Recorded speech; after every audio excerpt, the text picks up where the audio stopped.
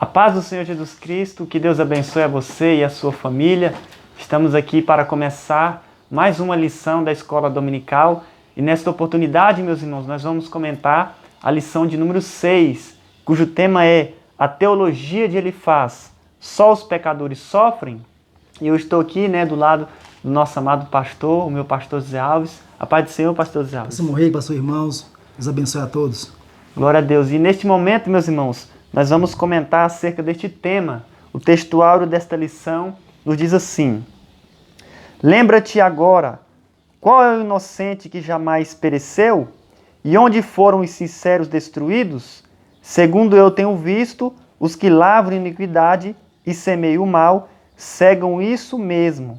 Jó, capítulo 4, versículos 7 e 8. Verdade prática.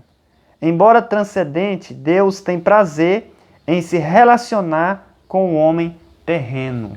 Glória a Deus. Meus irmãos, a leitura bíblica em classe desta lição se encontra em Jó, capítulo 4, versículo 1 ao 8, e também em Jó, capítulo 15, versículo 1 ao 4, e o capítulo 22, versículo 1 ao 5. Não vamos ler aqui para ganharmos tempo, mas com certeza você deve ler aí na sua casa. Eu gostaria de pedir ao pastor para ler a introdução desta lição. Irmãos, introdução. Na lição estudaremos o discurso de Elifaz. Ele é o primeiro amigo de Jó a expor sua concepção teológica acerca da situação degradante em que se encontra o homem de Uz. Nesse sentido, veremos que, para Elifaz, a justiça retributiva é certa, ou seja, só os pecadores sofrem e os justos não passam por reveses. Para ele, Jó contrariou esse ensinamento, atacou a forma religiosa de pensar e, portanto, feriu a ortodoxia que deveria guardar. Finalmente, veremos também a resposta de Jó a cada acusação de Elifaz. Glória a Deus por isso. Meus irmãos, já que nós estamos estudando acerca do primeiro discurso de Jó, até aqui nós estudamos acerca do livro de Jó, nós estudamos acerca dos seus sofrimentos, estudamos também acerca do seu lamento, e agora nós vamos estudar acerca do discurso dele com 4 amigos, Elifaz, Bildade, Zofar e Eliú. E aqui nós vamos estudar o discurso de Elifaz. Primeiramente, pastor Zé Alves, é muito bom a gente entender quem é Elifaz, Sim, não é verdade? Verdade. Então vamos descobrir quem é este homem. Gênesis capítulo 36 e o versículo de número 10, que nos diz: estes são os nomes dos filhos de Esaú. Elifaz, filho de Ada, mulher de Esaú. Reuel, filho de Basemate, mulher de Esaú. Então aqui na primeira referência, nós temos dizendo que Elifaz é filho de Esaú, irmão de Jacó, e também filho de Ada, que é a esposa de Esaú.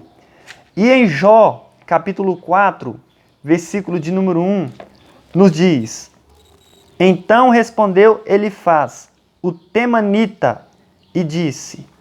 Ou seja, esse texto está dizendo que Elifaz é o temanita. O temanita é uma clã de Edom. E os edomitas são os descendentes de Esaú. Então, Elifaz, meus irmãos, ele é filho de Esaú, irmão de Jacó. Então essa é uma referência muito importante, né, pastor? Importantíssima. Importantíssima. É bom saber a raiz, né? Isso. E quem era o personagem Elifaz. Muito importante essa informação.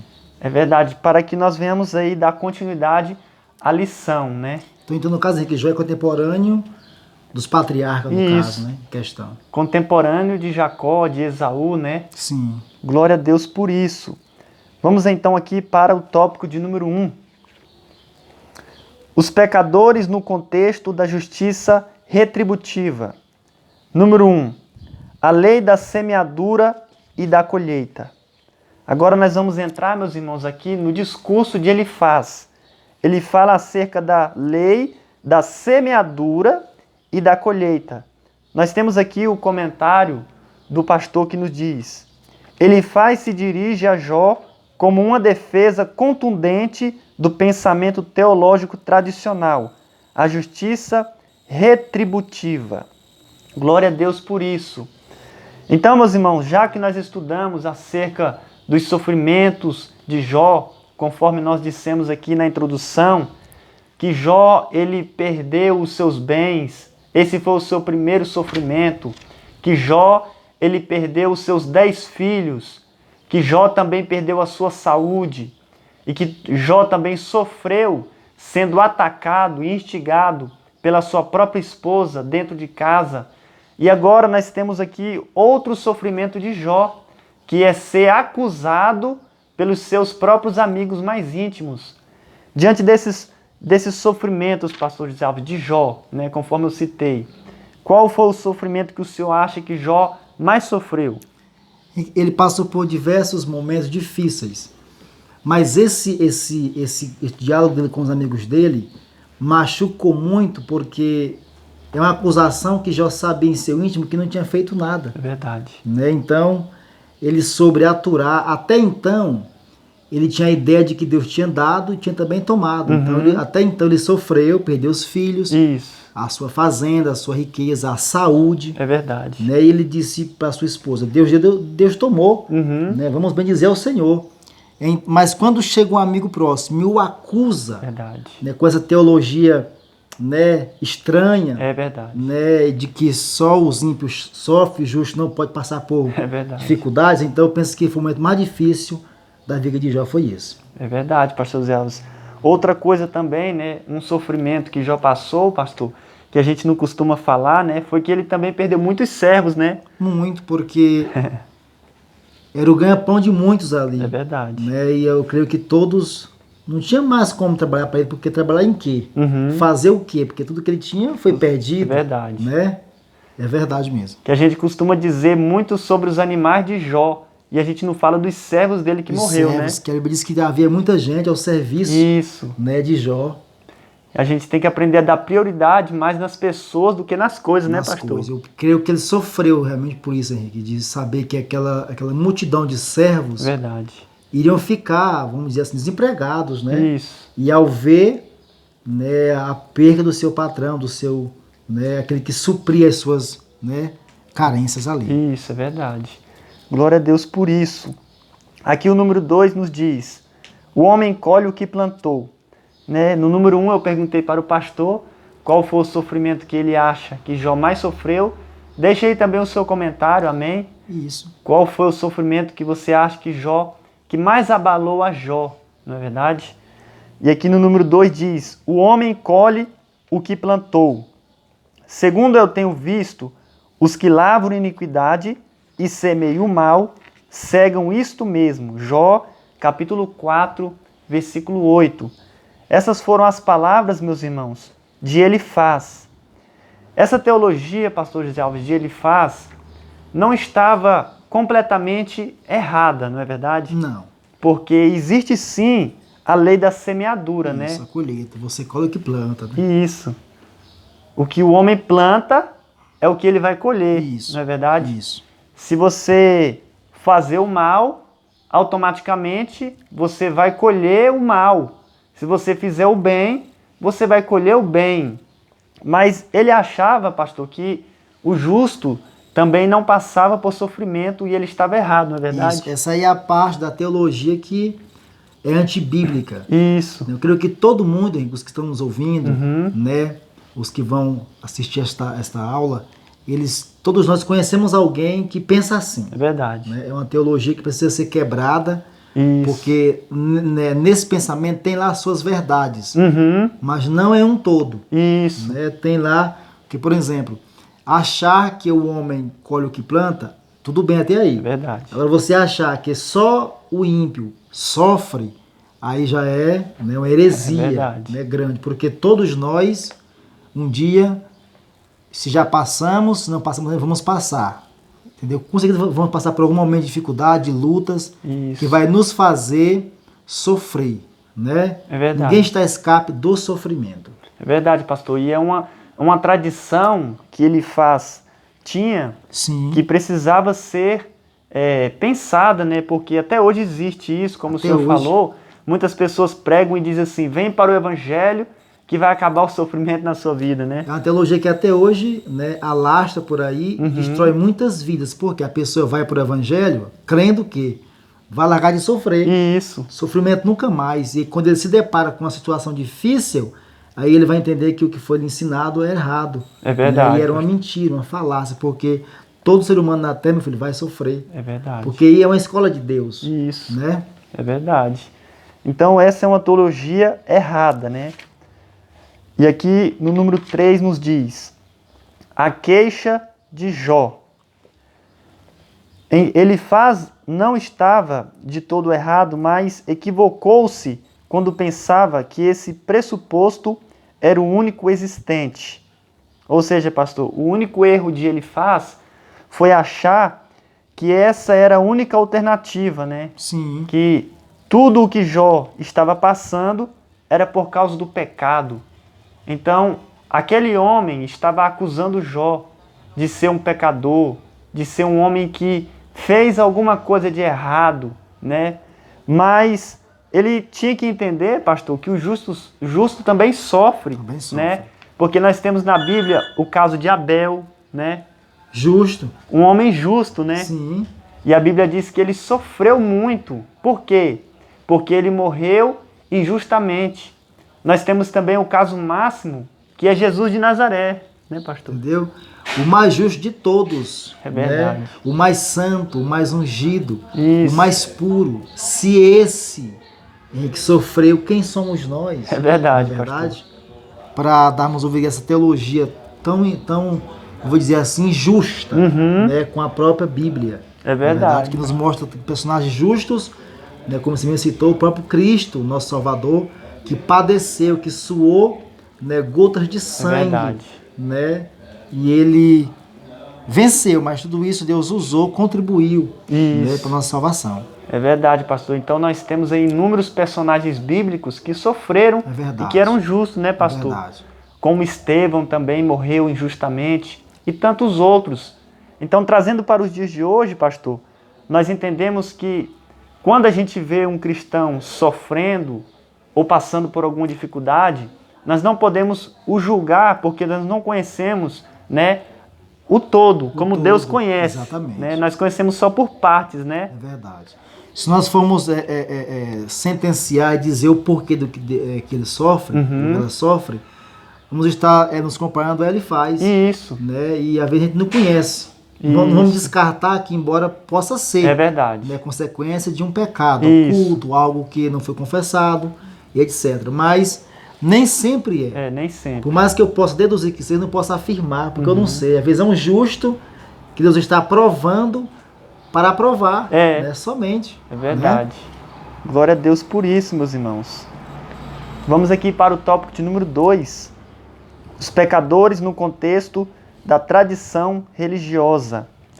Esse negócio de tradição é muito complicado, né, pastor? Porque a gente tem pessoas que nasceu naquela tradição, aprendeu daquela forma. Aprendeu, né? E está tão enraizado que ela, mesmo sabendo da verdade, não quer aceitar a verdade, né? E que eu penso que muitos irmãos, pode até escrever aí nos comentários, né? Quantas pessoas não já foram machucados por isso? Isso. Por uma prova que passaram, foram julgados, entendeu?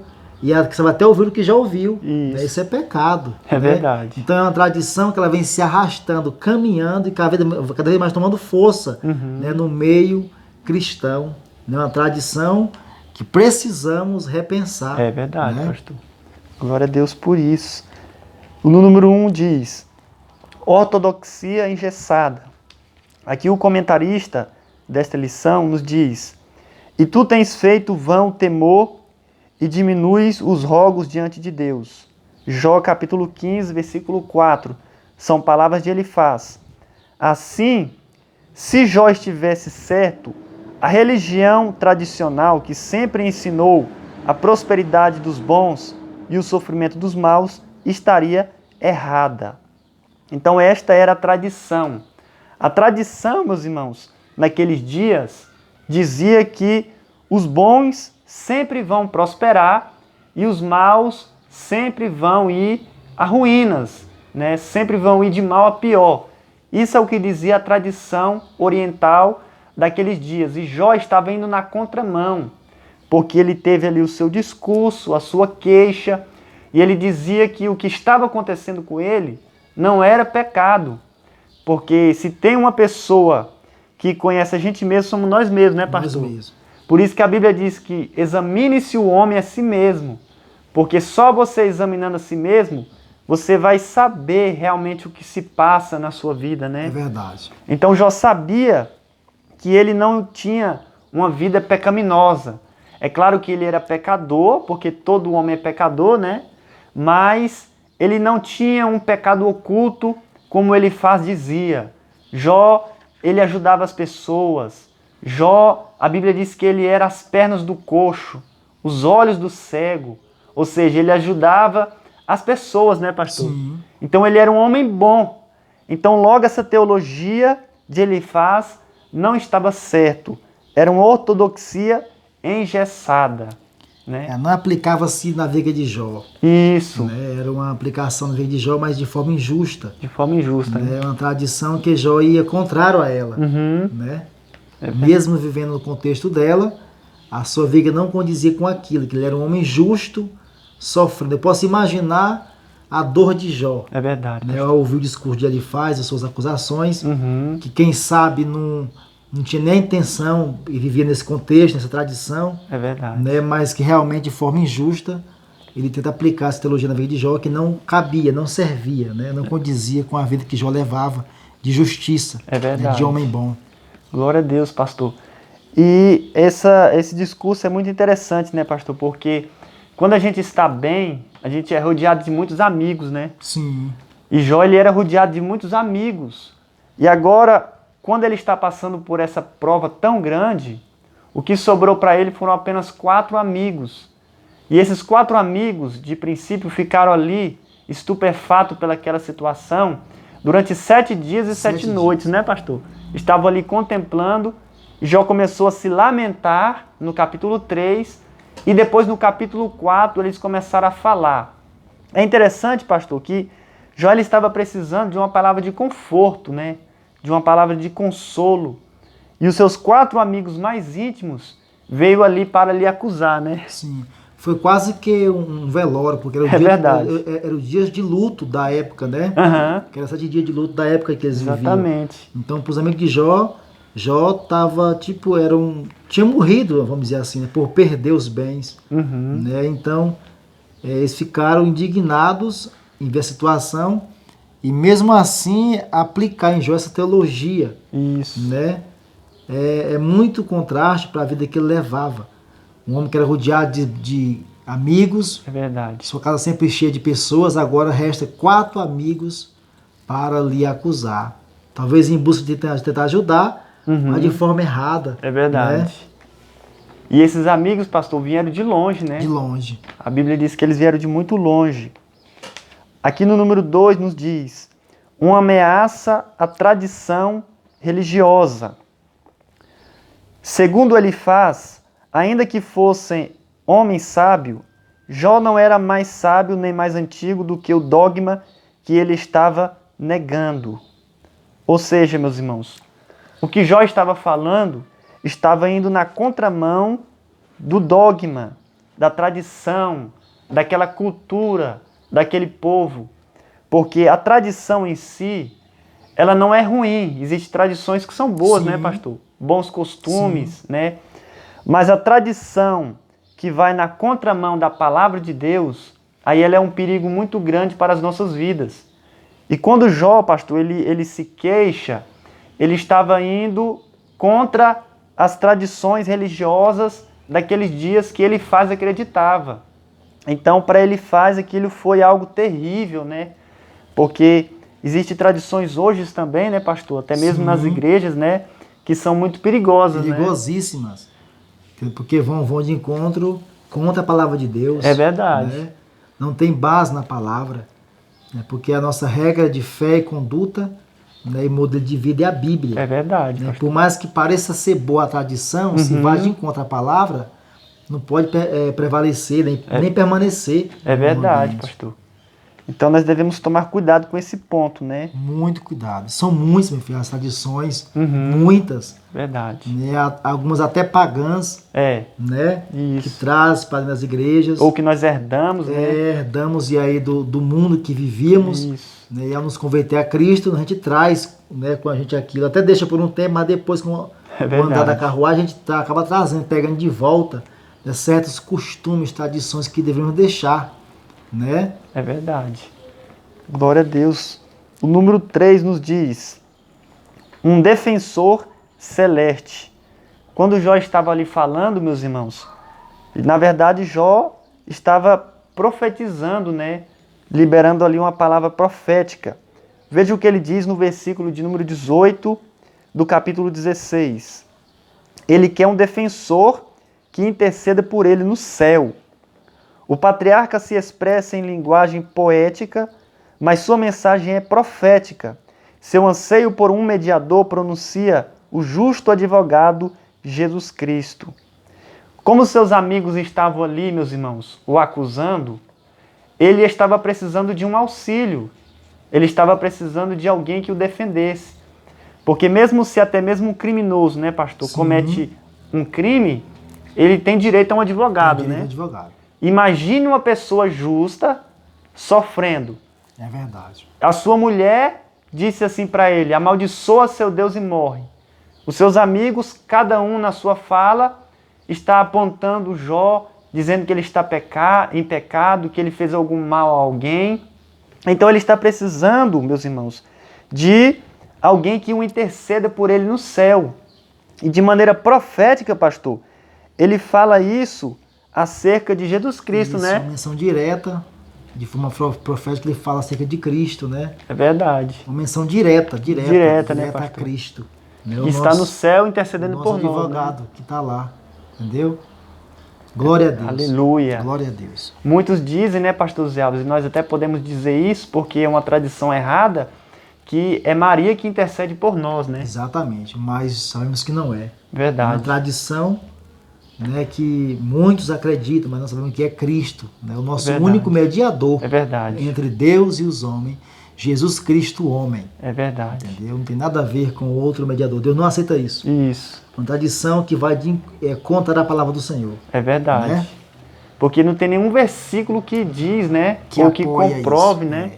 A própria Maria precisou né, de um salvador, de um defensor.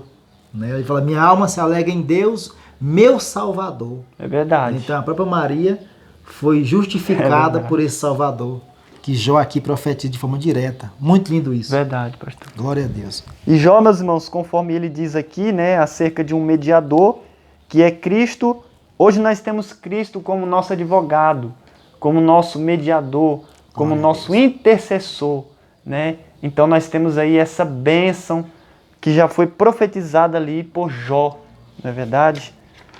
Vamos então aqui para o tópico de número 3. Os pecadores diante de um Deus infinito. Número 1. Deus não se importa com quimeras humanas. Ele faz apelo para a transcendência divina ao atacar Jó. Aqui, meus irmãos, nós estamos diante da terceira fase desse discurso de Elifaz. Ele vai falar acerca da transcendência divina, que Deus é superior ao homem, que Ele é infinito, que Ele é o Criador de todas as coisas e que o homem é pó e cinza. E ele estava dizendo isso, pastor, querendo mostrar que Deus não estava nem aí com o ser humano. É verdade. É outra teologia errada também, né, pastor? Discorre para outra ramificação errada. Talvez mais errado que a primeira. Né? Agora ele tenta quase que acusar o próprio Deus, né? Verdade.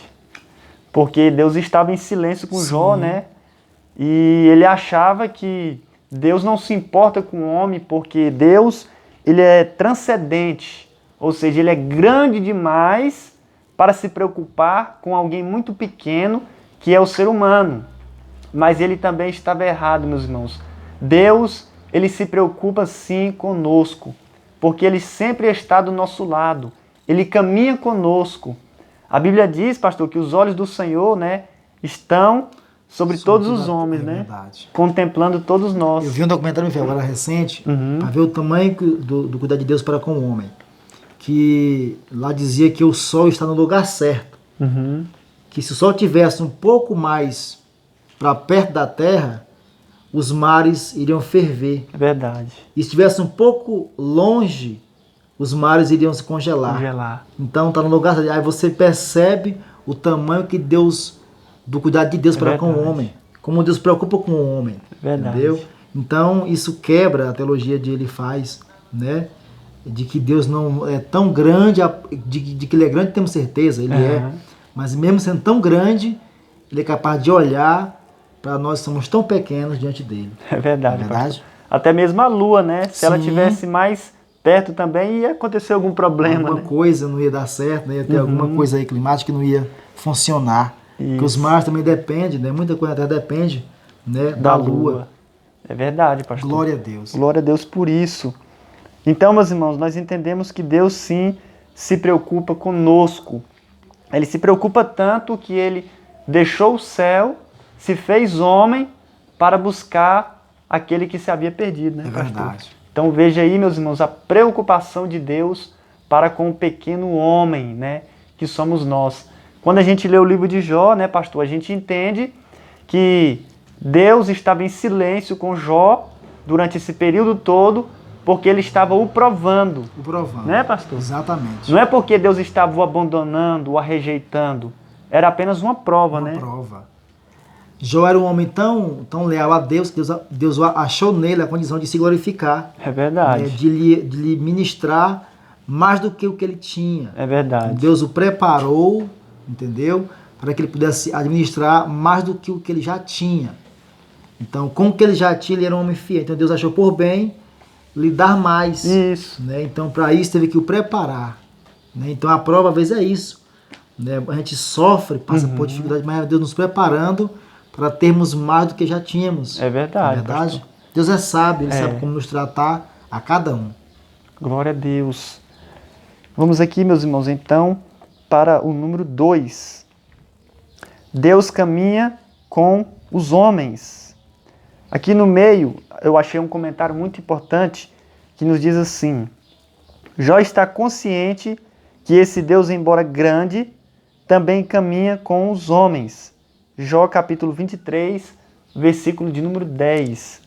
Pastor, Deus ele se preocupa tanto conosco, né, que a Bíblia diz que ele habita em nós, né? Habita em nós. Então veja a preocupação de Deus conosco, não é verdade? Somos casa, né? Morada. Isso. Então dá para você perceber a importância do que o homem é para Deus. A importância, né? A ponto dele permitir que seu espírito more nesse homem. Isso, né? É verdade. Glória a Deus. Isso quer dizer que ele caminha conosco, caminha né? conosco. Se ele está em nós, quando a gente caminha, ele caminha conosco. Quebrando aí, meus irmãos, esse pensamento, né? Porque tem muitas pessoas que se rebaixam demais, né? Mas também nós não podemos se exaltar, né? Acima do que permitido. Isso. Né? Mas também nunca se desprezar. É verdade. Né? Achar que Deus abandonou. Isso. Né? E Deus nunca fez isso, nunca fará. Entendeu? Somos nós que o abandonamos, que o deixamos, que lhe viramos as costas. Mas Deus sempre está disposto a caminhar conosco. É verdade. Glória a Deus por isso. Em Cristo Jesus, Deus caminha com os homens. Sendo o Altíssimo transcendente, envolve-se com os seres humanos nos diversos detalhes da vida. Ou seja, meus irmãos, Deus ele sempre está conosco.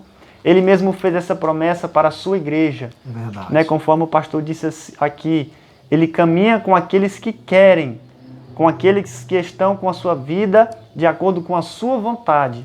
E quem é que está com a sua vida de acordo com a vontade de Deus na terra? É a igreja do Senhor Jesus. E para ela ele fez uma promessa: eu estarei convosco até a consumação dos séculos. Ou seja, até o arrebatamento da igreja, pastor, que nós não sabemos quando será, o Espírito Santo vai estar conosco. Conosco, né? Exatamente. E depois do arrebatamento, nós estaremos com Deus eternamente. Eternamente. Né? Para todo sempre. Glória a Deus por isso. Então, veja como Deus se importa conosco, Deus se importa com Jó, de tal forma que ele mudou ali o quadro de Jó. Não é verdade, pastor? Verdade. E isso nos faz ficar alegre, meu filho, nos alegrar com isso. Porque em saber que Deus está conosco, mesmo em meio às lutas, por mais que alguém venha te dizer que o que você passa agora é pecado, e você se conhece e sabe que não é, tenha certeza, Deus está caminhando com você. Aleluia. Não importa a sua luta, a tua dificuldade, não importa. O que importa é que Deus vai te fazer passar por isso e vai te acrescentar tudo em dobro. Porque sofrimento é para isso, para te preparar para coisas maiores. No teu ministério, na tua família, no teu trabalho, onde quer que seja. Deus quer caminhar contigo. É verdade, glória a Deus por isso. É isso, meus irmãos, nós vamos ficando por aqui. Que Deus continue abençoando a todos vocês, né? Se você gostou deste vídeo, se inscreva em nosso canal, deixe aí também o seu like. O meu pastor também tem um canal no YouTube, eu vou deixar aqui a descrição para você entrar lá e também se inscrever, onde ele posta estudos também e pregação da palavra de Deus. Amém? Deus abençoe, um forte abraço, em nome de Jesus.